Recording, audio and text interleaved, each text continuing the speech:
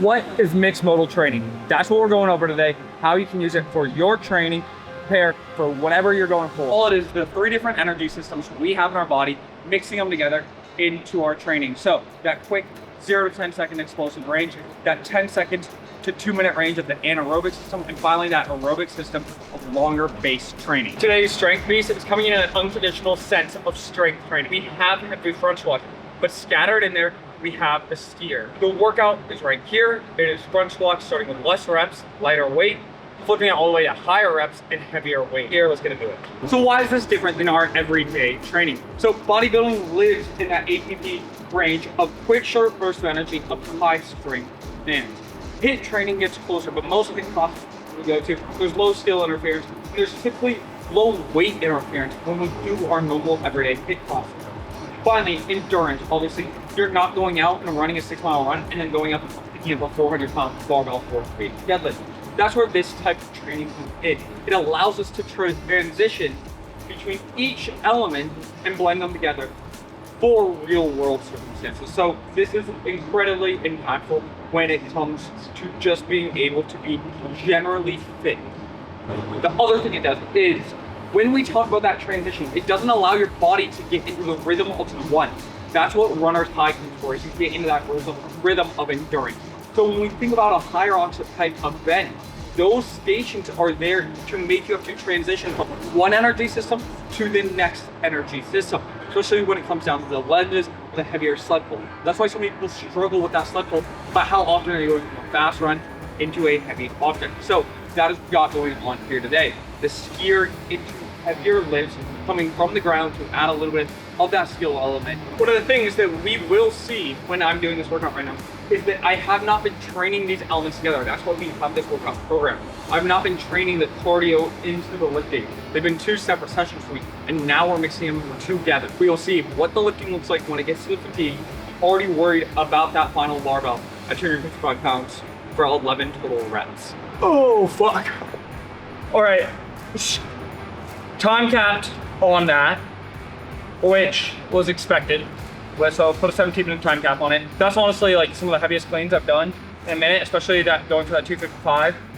And I kind of knew that. Like that's why we're building these two together, because you can't build from just one another.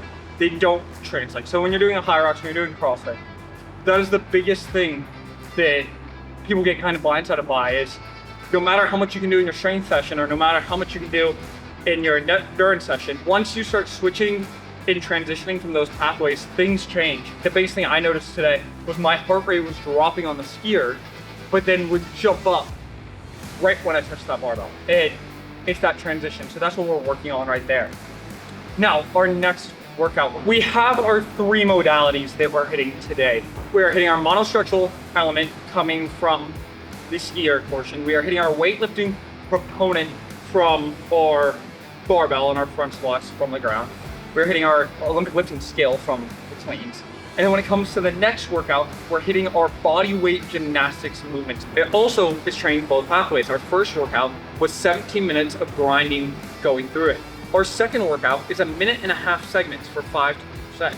So that's about 7.5 minutes, but we're resting 1-to-1. That first one, we had to rest whenever we needed to. This other one, we're being forced to rest as much as we were. So we're looking at our training and we're seeing how these different things compare together. So for me, who's doing all these endurance events, but also still trying to compete in CrossFit and high-rocks and stuff on the side, it's how do I blend all of these together? And that's that mixed modal training. It's that constantly varied functional fitness that CrossFit states it is. So I'm not claiming that this is something different than CrossFit, because that my core roots, it's not. We just can't talk about that because everybody freaks out about the word CrossFit. When it comes to mixed modal training, the things that we need to keep in mind is this doesn't need to replace all of our monostructural or single element training. This is used in addition to that training. So yes, we can combine a lot of our sessions, which works for me right now, which training 2 very opposite ends of the spectrum. But it is good for everybody to do, especially if you're doing high rocks. You need to be doing that mixed modal training of the running plus whatever element that is, that switch of that heart rate, the switch of that intensity and training zone. So keep that in mind. And if you go to program this for yourself, try adding in 2 to 3 days a week. Something starting simple. You don't need to go and max out your deadlift or go to a 90% lift. Just start by maybe doing 4 rounds of a 400-meter run into 10 deadlifts at 50% of your 1 rep max. Deadlift. Doesn't need to be complicated. Start trying it out. Try this mixed modal training. Let me know how it goes. If you want any programs or have any questions, drop them down in the description. Feel free to leave a like and subscribe. Thanks so much.